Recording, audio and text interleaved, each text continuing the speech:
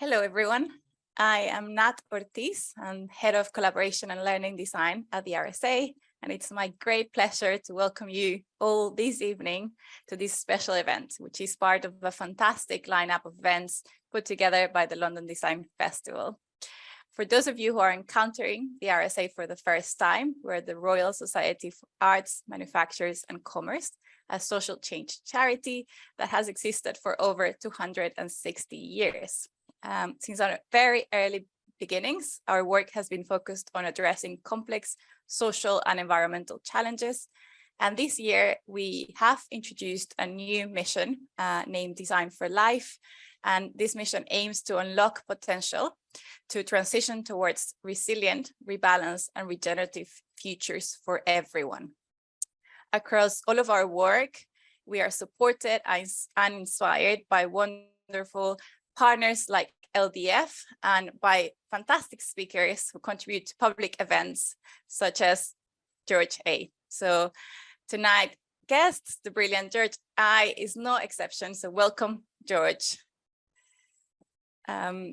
George. Hello, George. Welcome. George co-founded Greater Good Studio to use design to heal, to be just, to be restorative. Previously, he spent 7 years at a global innovation firm before being hired as the first human-centered designer at the Chicago Transit Authority. Since founding Greater Good, he guides clients and teams through complex projects that honor reality, create ownership, and build power. He speaks frequently across the US and internationally, and is an adjunct professor at the School of the Art Institute in Chicago. His work has had massive influence on me personally and to many of us here at the RSA. So we've all been hugely looking forward to this talk this evening. So George will be presenting for the next 20 to 25 minutes, and then we will have the rest of the time to have a conversation and answer some of your questions. So please feel free to add your comments and questions on the Q&A box, and we'll try to get through as many of them as possible before we wrap up at 7 p.m. So that's what's in store for us this evening. And without further ado, over to you, George. Wonderful. Can I just check, Nat, that you can hear me okay? Yes. Wonderful. It's such a pleasure to be here. It's been a real honor to be invited here from the RSA, and then also to be part of the London Design Festival. I see a bunch of people in the participant list, and I'm going to try not to get distracted by all of those folks there. But if it's okay, I'm going to start sharing my screen and start my talk. Just like Nat said, hopefully there'll be questions that will come up for folks as I go.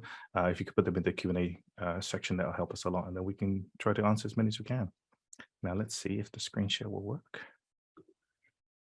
Okay, Nat, can you see a green screen? I can. Wonderful. Thanks, everyone. It's a real pleasure to be here. And just want to maybe mention that if there is feedback, either now or later on, please send messages through Twitter, and then we'll do our best to get back to you there as well. Before I start, though, I'd love to know if there are folks who generally how familiar folks are with human-centered design. I imagine there's probably quite a few.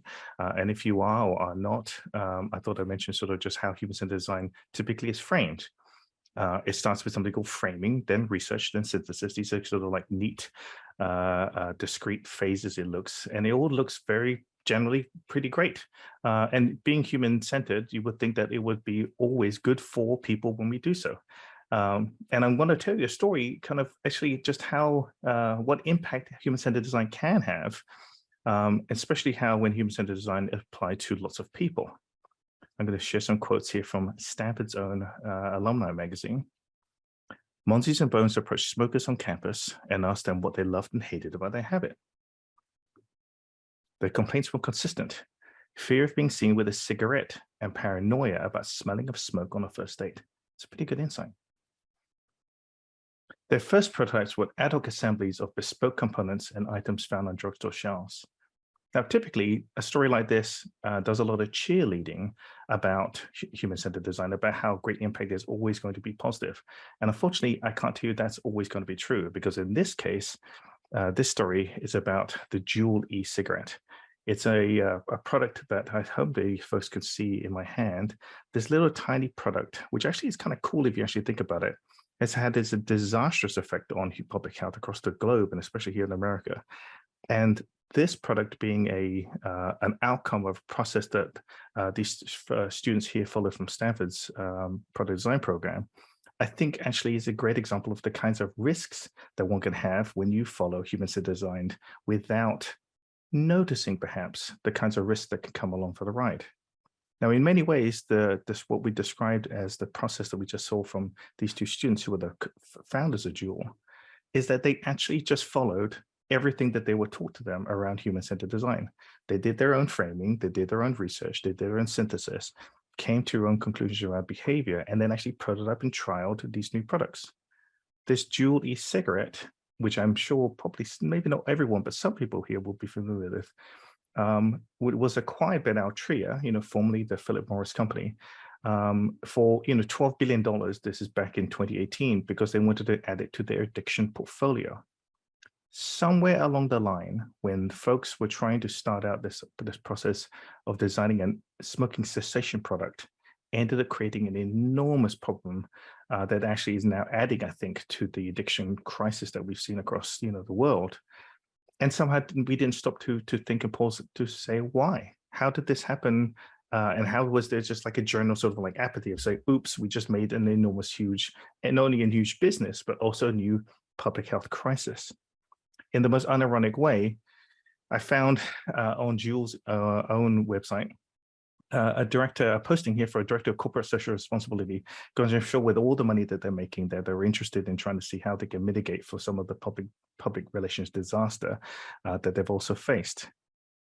To me, one of the big questions coming from this type of example, a product that was founded in design and was a direct outcome of following the human-centered process, is how did we lose our way?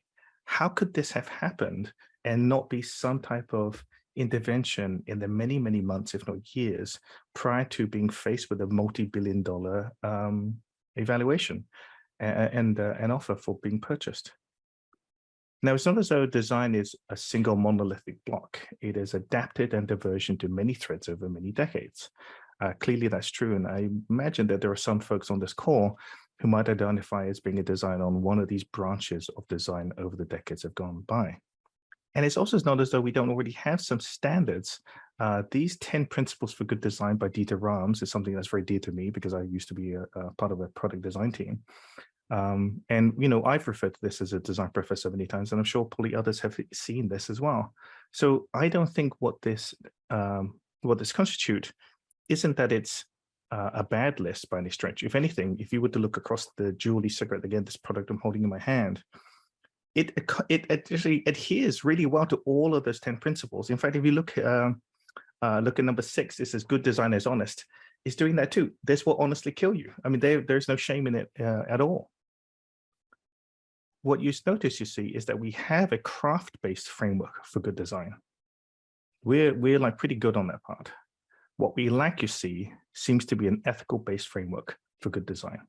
They aren't exactly the same. And I think Dieter Rams, if one or maybe others, is a proxy, it might fall a little short on whether some of the products that we designed when we go through that process should exist, not how we get to what exists.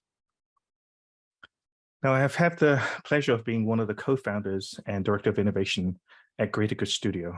It's a design business we founded 11 years ago.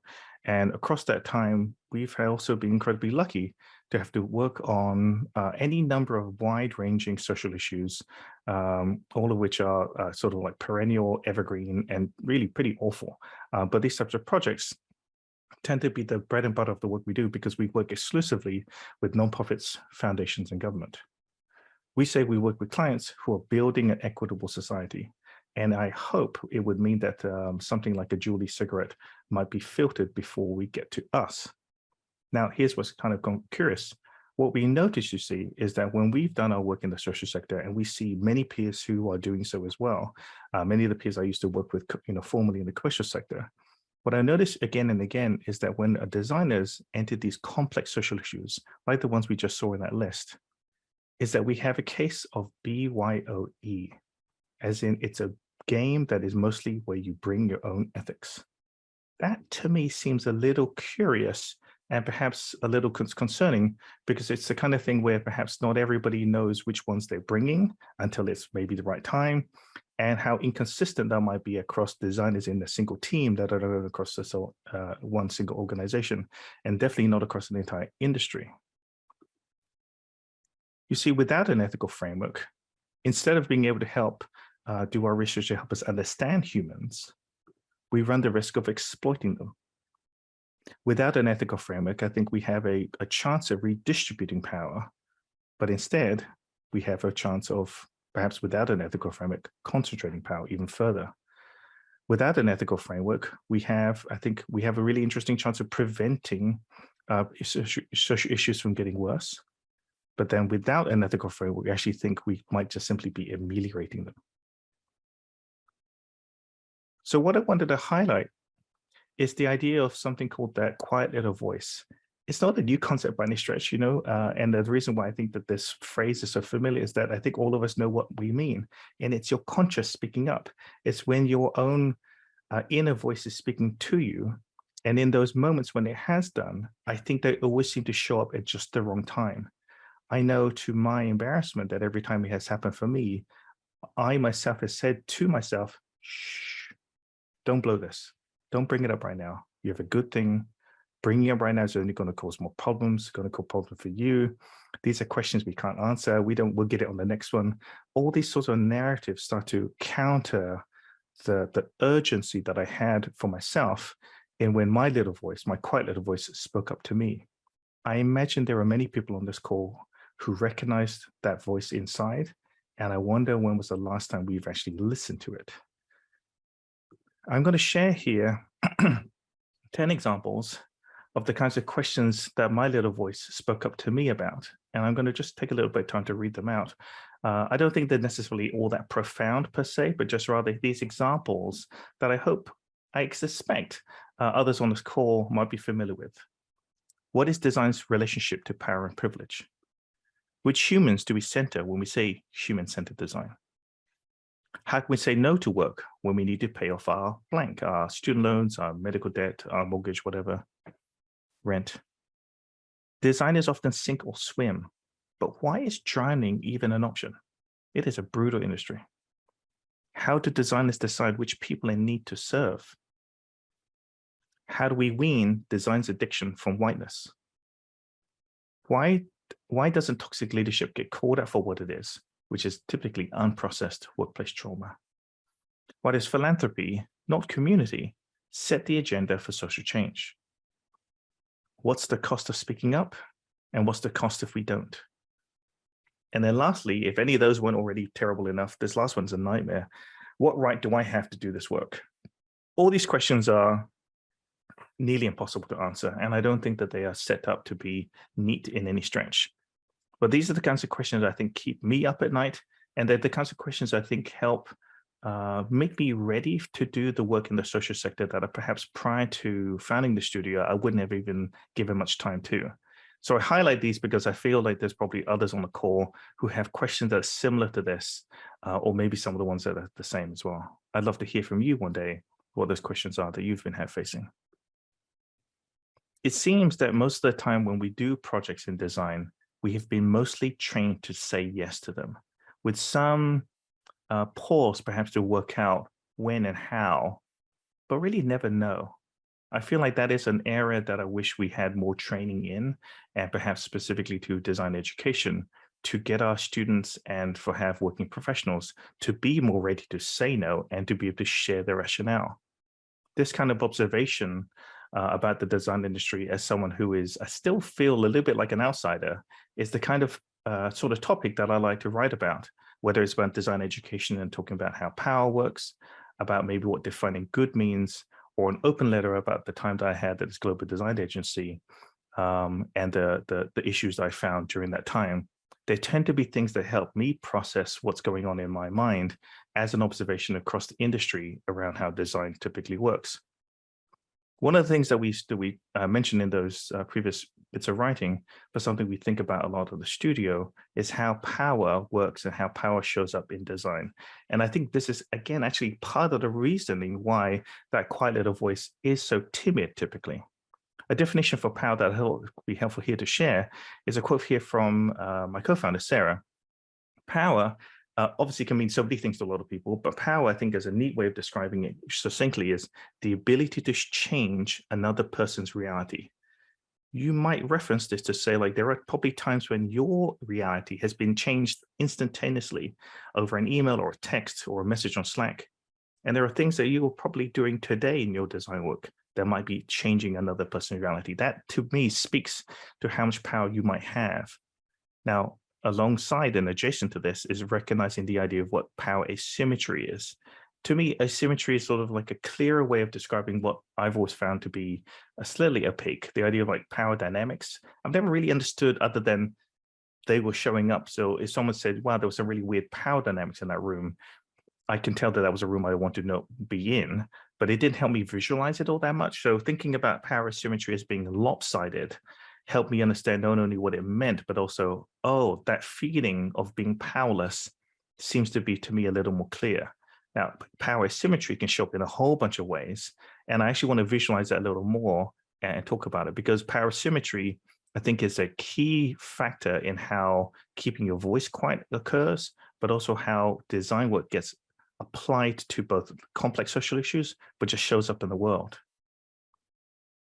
Here are this diagram here, this sort of triangle. I think it's helpful to recognize that the triangle has some meaning, because if you have ever got word of a project and you realize, oh my God, I'm never getting out this alive. This project doesn't make sense. The budget's all off. The timeline is ridiculous. I don't even know who this team is. If you've ever started a design project like that, I would argue that is you on the sharp, pointy end on the right side of that power triangle. And I know that I feel like a lot of my career was spent at that pointy end, having things happen to me. Now, on the wide end, that is typically someone who has more power. They may not even realize that they have it, but they definitely are applying that pressure to you, making, in some cases, it feel as though I have no choice in the matter. It's a very difficult, I think, a very tough place to end up. Now, to kind of extrapolate this a little further, there are many, many relationships that exist in the world, of which design is sort of amongst. But these relationships span asymmetry. And I feel like it's helpful to talk about them because it helps us, I think, get more familiar with this phenomena, because it's something that shows up not just in this talk, but like in the world all the time.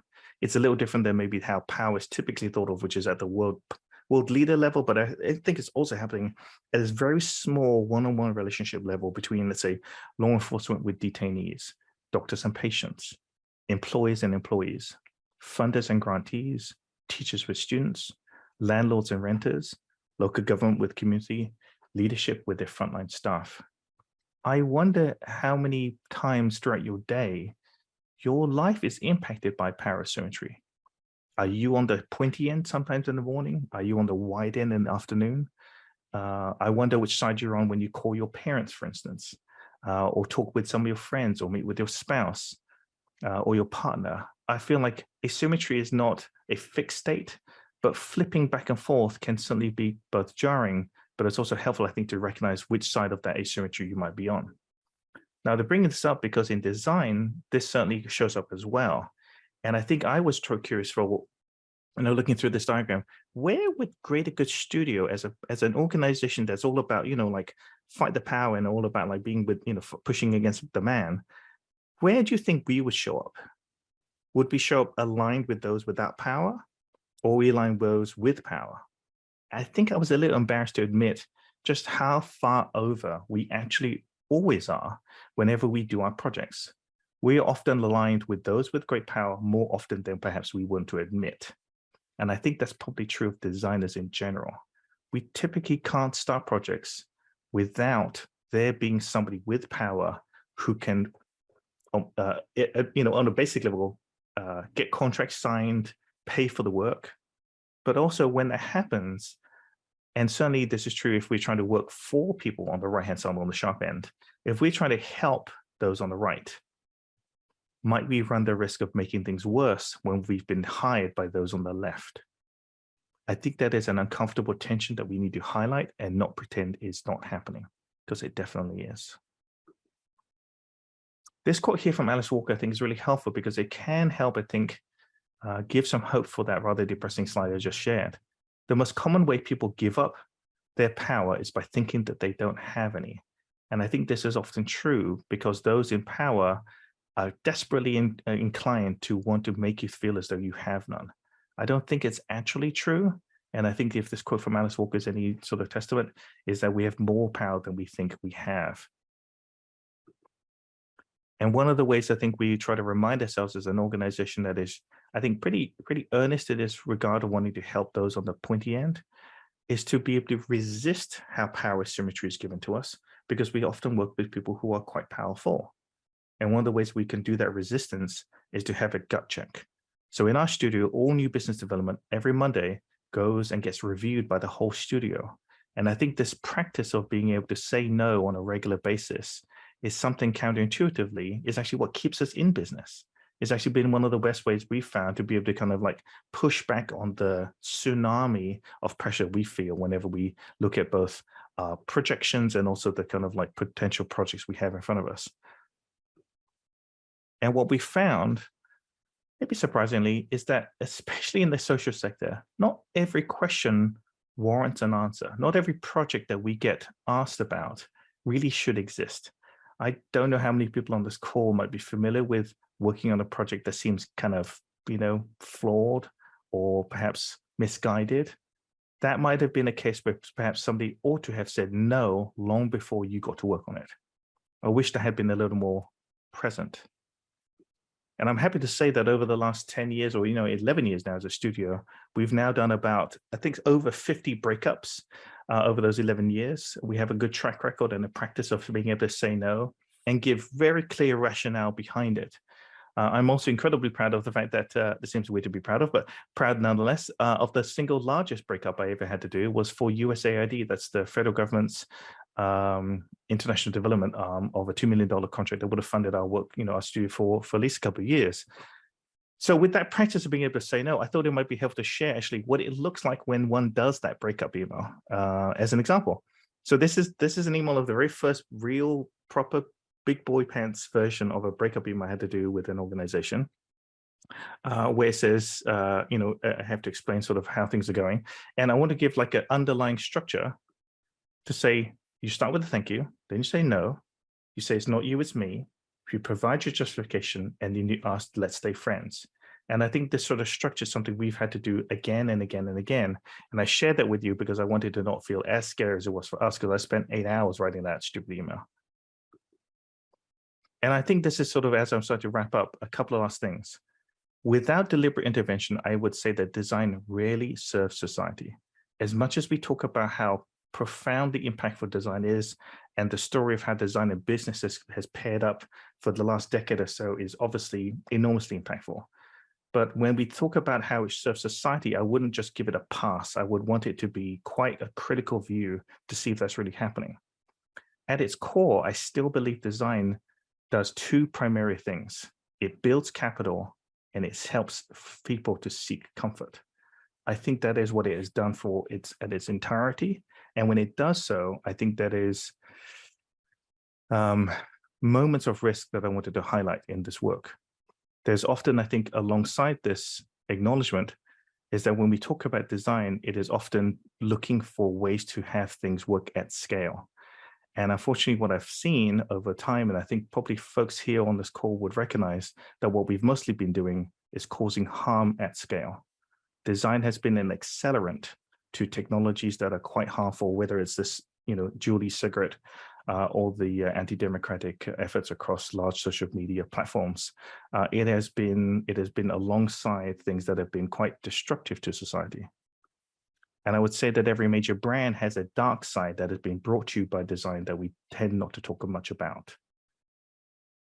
At this point, I'd say that design leadership is either being blissfully or willingly ignorant of the risks in hand.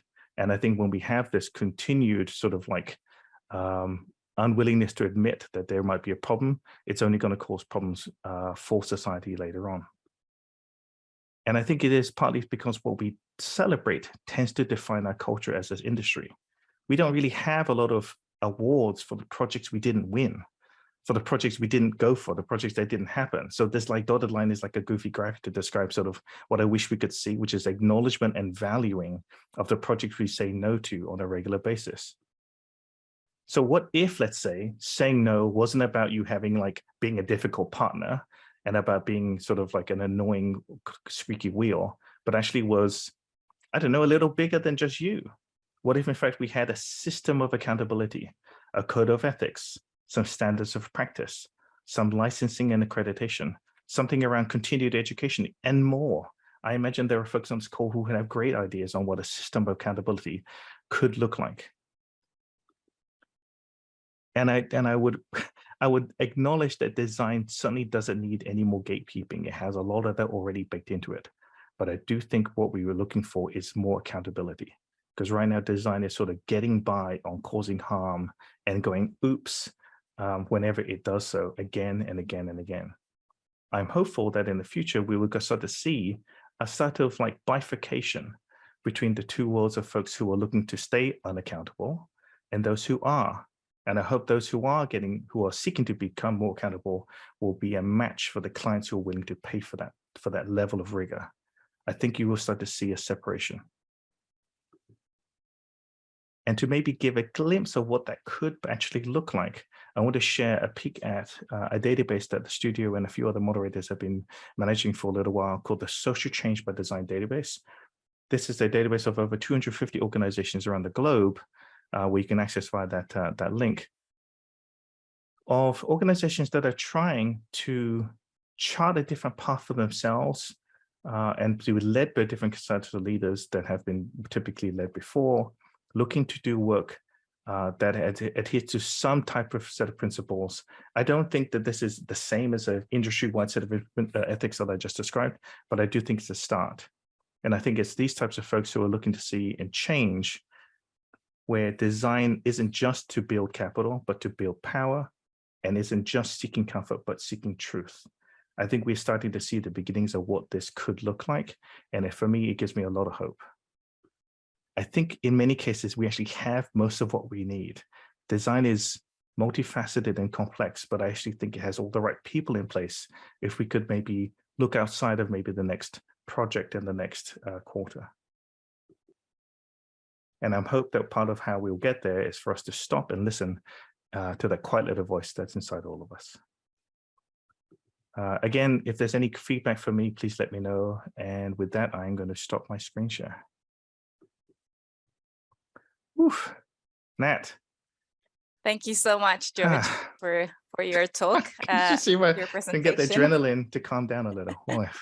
Thank you. No, that was a really, provoking, thought-provoking, and there are lots of questions coming up, and really kind of makes me think of what you said, design causing a lot of harm, and actually makes me think about Victor Papanek and his book Design for the Real World, which was published in 1972 or 1970s, and he was saying the same: design is causing a lot of harm, and it's time for us to reflect about the harm that we are creating as designers, right? And I just find it like really interesting that today we're talking about these. And what do you think? I'm going to kick off the questions, and then I'm going to go to review some of the questions that you have, the audience has already provided for you. But I'm just going to kick off with, what do you think has prevented the industry as a whole from having an ethical framework for good design?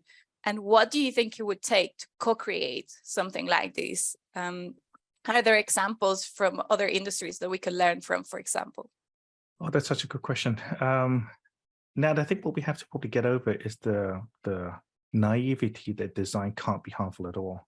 And I think it was especially problematic is the fact that we call things human-centered, not everything, but when we do say something that is human-centered, we might assume that surely by centering humans, we can't be causing them harm because we centered them.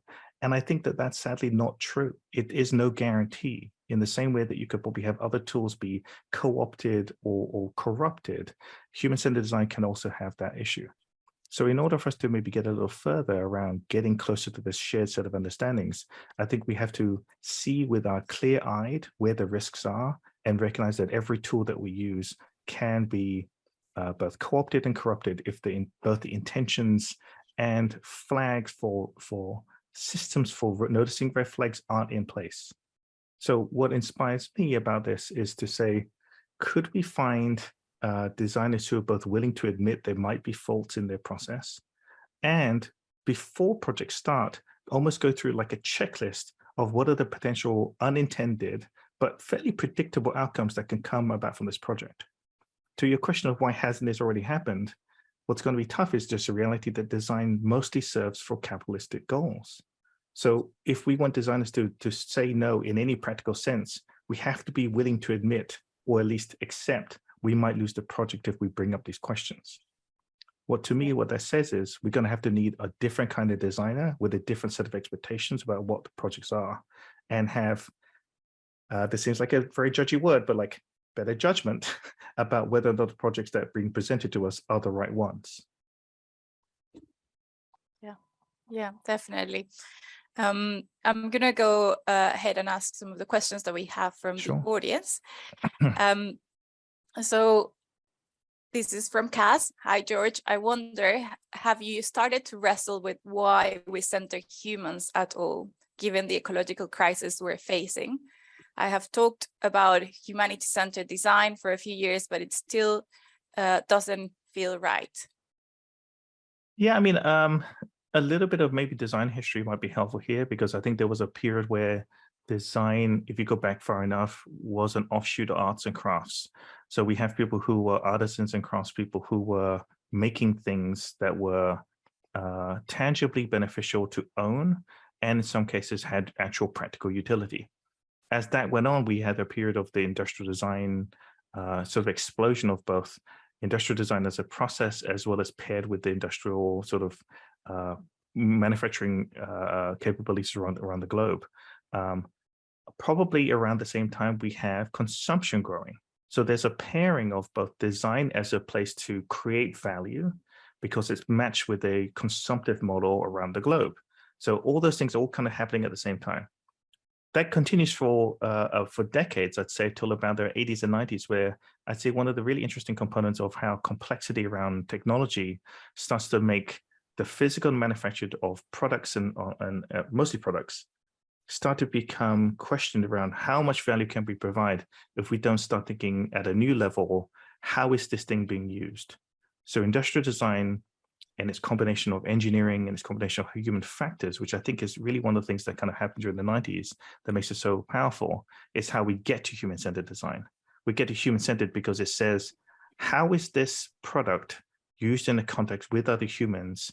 How do we expect it to be more usable? Which is actually code for how do we make sure this will sell better?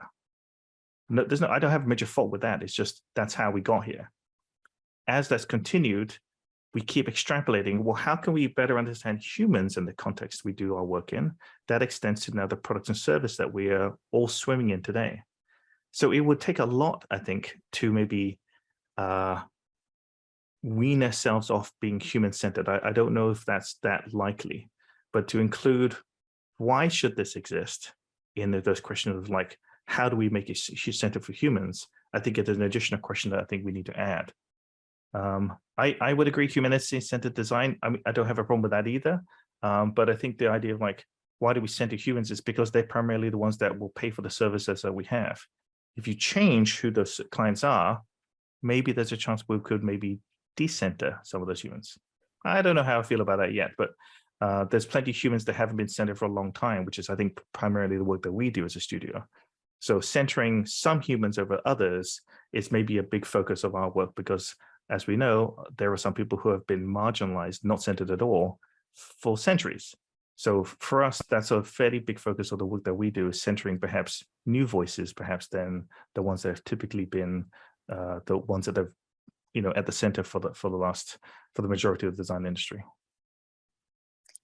Yeah, thank you. I mean, I think this question is interesting also for us at the RSA as we're exploring regenerative design and thinking about, yes, the importance of redistributing power and like thinking about which humans haven't been centered, but also in terms of humanity and in face of the ecological crisis, how do we design in more interconnection, like having really first and foremost the interconnections of people and other living beings as our planet needs design that kind of looks into that as well, and the unintended consequences of that design work.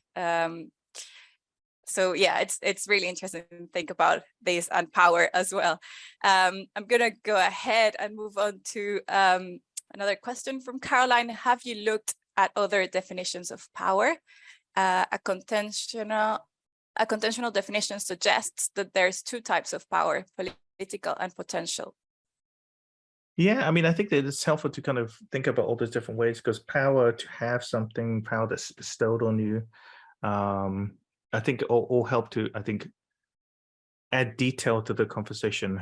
One of the things that we've been focused on is trying to describe what happens when you feel powerless, and making an analogy that feeling that you have had in your life at some point might be showing up in your projects. But the reference I need to make is that that's probably how participants during your research or communities you might be working with might also feel. Re-traumatizing somebody through the feeling of being powerless again and again and again is awful. And it might help explain in some cases when you show up in community and people are already mad at you. It might explain why. It's not because you necessarily did any harm, like in this moment, but you are just a reminder of how powerless we are to being researched again and again and again. You know, there was a really great PDF that's been put out by a group. There's a foundation here in Chicago, Chicago Beyond. One of their white papers was called "Why Am I Being Researched Again?" What a great title. And I think it to me that describes, I think, just the very really interesting rhetorical device. Something that's also referenced, I think that's coming up for me now, is a piece of work that was put out by, I think it's a Canadian city, that provided a group of ethical standards for how to be researched themselves. And what's interesting is that this group, who were mostly unhoused in this, I think maybe Toronto, but in this area, was so frequently asked for research. They wrote their own ethics paper that says, here's how we'd like to be engaged.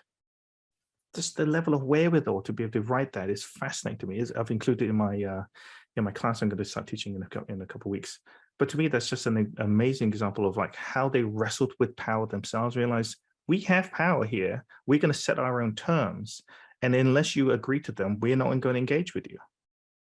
Mind blowing. Absolutely brilliant, I thought.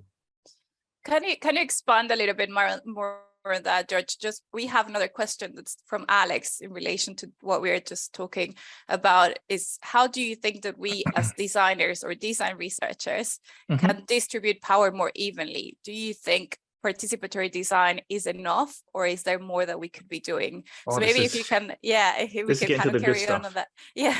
So it would be naive of me, although I'm probably sure I've done this a bunch already in the years past, thinking we can just build power like it's a super cool thing that we have to like distribute. That is not true. I just don't think that that's possible. We can contribute to shifting power. We can contribute to leveraging the power we have. We can maybe distribute the power that we've been given and maybe give to someone else.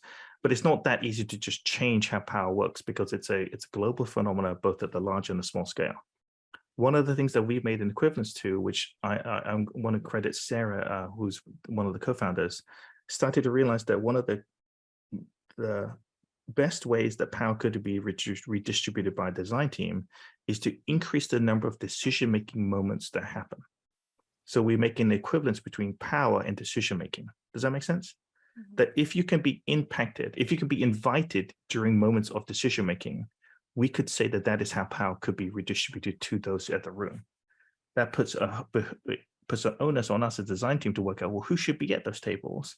And then also, how many instances of decision-making can we increase?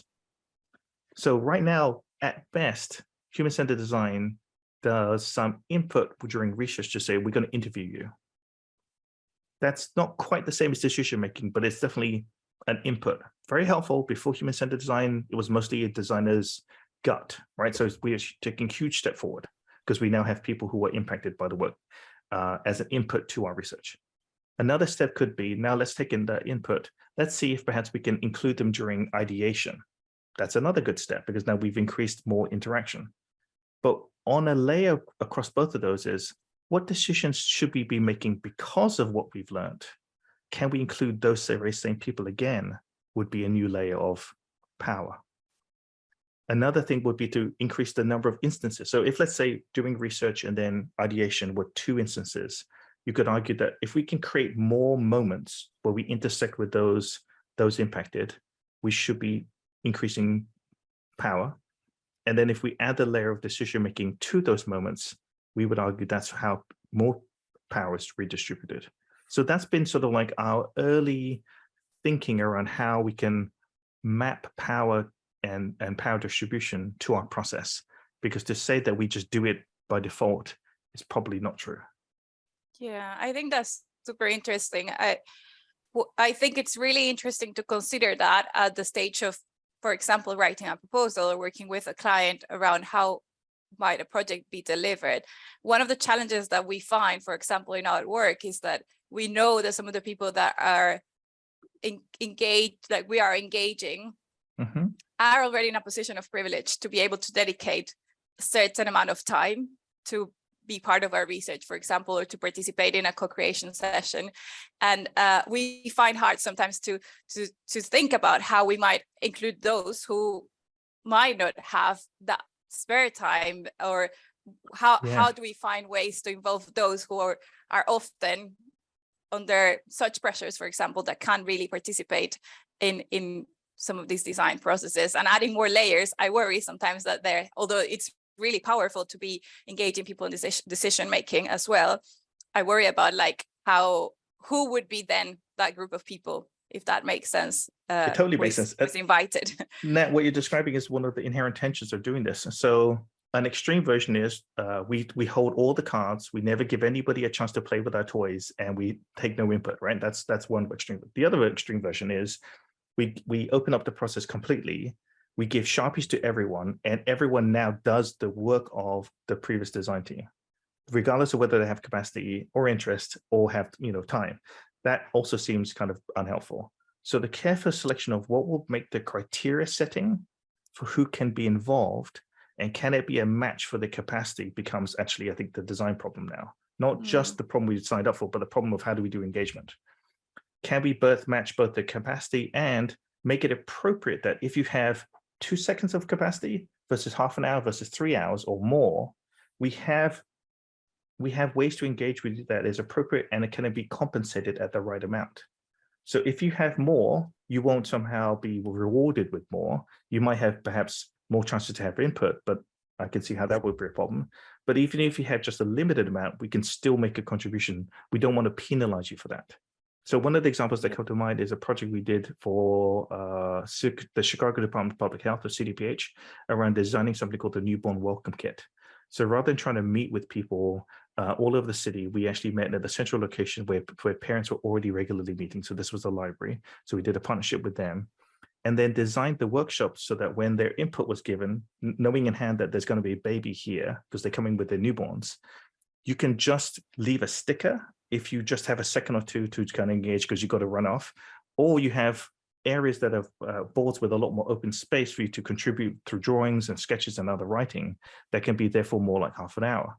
So designing the engagement to kind of like flex depending on what capacity people have is like a rich area for design work to happen, not just what the outcomes are, but actually designing the engagement itself. That to me is it's such a rich area for thought, but also what we're built to do. But we tend not to think of that as being something that's a criteria for our projects because we're so busy on just making super cool, awesome stuff all the time.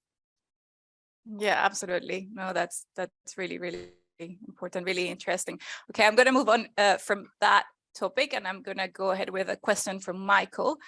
Do breakups work? For example, do the dumped clients often come back to work with you later on, or do they just take their money elsewhere? And related to that, another question from Anna. Before turning away a project for being not quite ethical, did you try to do that by bringing your clients' attention and shift their approach? How open did companies or clients seem to that, and have anyone said yes to the project going ahead on your own terms? This is such a good set of questions.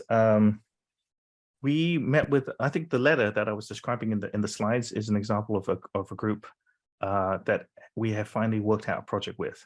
So there was a particular client at a very large national foundation who we couldn't tell if maybe saying no to them would be the worst thing you could possibly do as a new studio starting out. We heard from that same client again when they moved to a different organization, and we actually just didn't get the project that second time. But a third try was a charm, because we've now are now in a contract with them around reproductive health and social and sort of reproductive justice work. So I can thankfully say, probably 10 years later from the very first breakup, that the relationship is still sound. One thing I would probably argue for, that if you did say no to someone, whether or not you got the project, they will probably never forget you. It is rare to have someone do that breakup because it's going to have a lot of emotions with it attached. So it's quite memorable. I don't know if being memorable is a business goal per se, but it does leave a mark. And it will mean that you'll probably remember that person who kind of got away. Typically, what we're trying to go for is not to just be belligerent, right? We're not trying to be memorable because we were like difficult to work with, but hopefully memorable because we brought up questions that hadn't been said out loud. So our point of doing this work is to say, we love the idea, generally want to do this work, but these are the bigger issues that we have seen. And I don't know if we can proceed without somebody addressing them. And here's what we found is that if we don't try to address them in these conversations up front before the project starts, they're going to come up when our team asks it of us. They're going to come up when we do research, and they're going to come up at the end when we have to face what happens to the project. So if all I'm doing is just front loading the very same questions we're going to have to face later, we're just getting it out of the way. And I think that time shifting of what a good question should be is, for a lot of leaders, a very difficult thing to do. It's not that they should be surprised. It's more just realizing, what do I do if they say no now? What if I don't want to ask this question because I maybe already know what the answer is, which is it's untenable. So I think that's why typically leaders don't ask these questions, because they already know what to do. Yeah. It's really interesting. And have you been able to persuade right, that's the other question. Is there a flippant answer? It's been very limited. And I think it's because some organizations are simply not interested or built to have that type of critique. Some are, but not all. And I think the ones that are able to take that kind of pushback to say up front, what do you think is going to happen when we find research that calls into question the thesis you had? Some of those organizations say, that's exactly why we called you, but they were ready for that. Some, though, are not at all and will say, yeah, we don't need that. We just need you to go do the project, like go, do it. And bringing up that type of question is just going to slow us down. Why would you do that? Right? Clearly, we're not interested. So in those cases, trying to convince them, I think, might be a lost cause. You can spend a lot of energy, obviously, trying to do so. And I think one of the narratives that I think I've heard is, well, we should try working from the inside. Do you know what I mean? Yeah. Like I should try to do this project and it will help chip away at it. My worry is, and I think I've even, I've done this, or I've fallen for that already, is realizing how unlikely that is going to happen. Mm-hmm. And that the project you do for them, this group that you have reservations for, you've set precedent with that project. And that project is very difficult to leap away from and suddenly turn and do opposite, but rather at best 20% margin from where you started. So if you want to do that, chipping away for the next 10 years, 20%, 20%, 20% at a time, it could happen. But I think that to me might feel like energy that could be spent with somebody who might already be on board and ready to do the work instead. And maybe right, that misalignment. One last thing I'd say is that some of the times, if you just simply assess, what is the organization you want to do this work for? What is their mission? Do they have any reason to care about this topic other than a brief exploration or a brief announcement about, let's say, Black Lives Matter or disabilities, whatever you want to pick? Sometimes for that organization, just making the announcement was the goal. Yeah. Just announcing they were doing something was all they were looking for. And then when you do the project like in earnest and say, like, here's all this great research and all these great opportunities, they're like, yeah, I don't care. Like I've already moved on. We're already past that. I don't need to do anything. I just want to tell people I'm doing something. Yeah. That can be really difficult to kind of face when you've done all this work, hoping that something's going to happen. And they go, well, why should we care? We've already moved on, and our quarterly results tell us it's too expensive. Thanks, though. Thanks for your input. I feel like that's a really difficult thing to want to admit that might happen. And I want to put our energy with maybe groups who are already committed and have missions, where them to like change their mind would be much harder. Absolutely. Sorry to be so cynical. No, thank you for answering with in such an honest way. Appreciate that. We don't have a lot of time left, so I'm going to go for the last question from Ismail. Do you have any method to ensure there is no power asymmetry within your own organization, so at greater good? Do you advise clients on this? Please explain. Yeah, I don't think eliminating it would be possible, if only because there is baked into our organization, which is only like 12 to 13, 14 people. There is a hierarchy. There is the two co-founders who by default, at least in this situation, are also the two owners. We have a leadership team of 4 directors, and then there's staff at different levels of tenure at the studio and different levels of seniority. So even amongst like a 14-person team, there's a hierarchy. And I think one of the things that have been kind of tricky in a group that talks about power all the time is wanting to sometimes pretend there is no hierarchy, which I think just confuses everyone. And I actually don't think it's helpful to pretend it's not there, to assume like we're totally flat. I think that's been some of the messaging we've done to our era is want there to be no hierarchy. I think some hierarchy would be helpful. The challenge becomes, how can we have hierarchy without dominance? And I think the reason we're interested in this is because both Sarah and I have been in places where hierarchy only meant domination. Hierarchy meant power, and it meant extraction. So we are so fearful of hierarchy in an organization, even at our size, because we've been so terrorized by it in other places. So to the point where by trying to pretend it doesn't exist, it's actually not helping now, because we're like reeling from the other, we're like running so far from the other opposite. So the struggle would be, can there be enough hierarchy to be clarifying of people's roles, clarity around boundaries, all those things, but without the attachment to domination and power and extraction, and to help guide others. I mean, I don't know if we necessarily do that with clients. We kind of did a little bit with the project you and I worked on at RSA, but what that was actually assessing across the whole process. Let's say the Student Design Awards, what are the moments we have peak asymmetry, and how do we diffuse it through design? So that might be something we could do. And I'd say, actually, I'm pretty pleased as a student, we've done a lot of work around that with regard to hiring, around business development. Actually, quite a number of different moments where we've really tried to integrate a power lens to decision making as a whole. Because I think when we find is that when we don't do that, we end up basically making a lot of decisions without enough input. Nothing too profound, but that I think should make sense.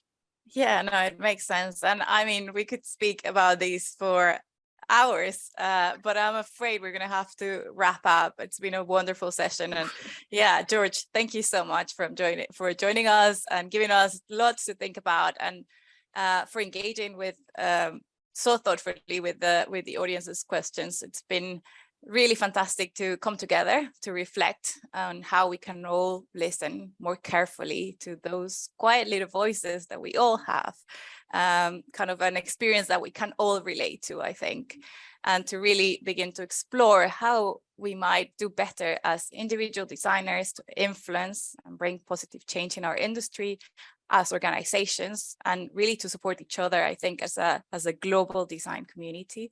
I think one thing that you have, like my work with alongside you and like kind of learning from you, has been to really kind of think about, acknowledging moments in which I have power and the privilege I might hold in certain situations, and how I can use that power to really hold a mirror, to really ask those questions, to really kind of elevate other people's voices or other people's work as well. Thank you everyone for joining us from wherever you are, and for your thoughtful comments and questions, please do follow up with George's work online and check out the RSA Designs for Life mission paper to dive deeper into some of the issues that we discussed this evening. The links to do that are in the chat. And that's left for me is just to say thank you again to the wonderful George, to our partners at the London Design Festival, and thank you all of you for joining us and watching. Good night and see you next time. Thanks, Nat. Thanks, RSA. Thanks, London Design Festival. Thanks, everyone, for joining today. Have a good night.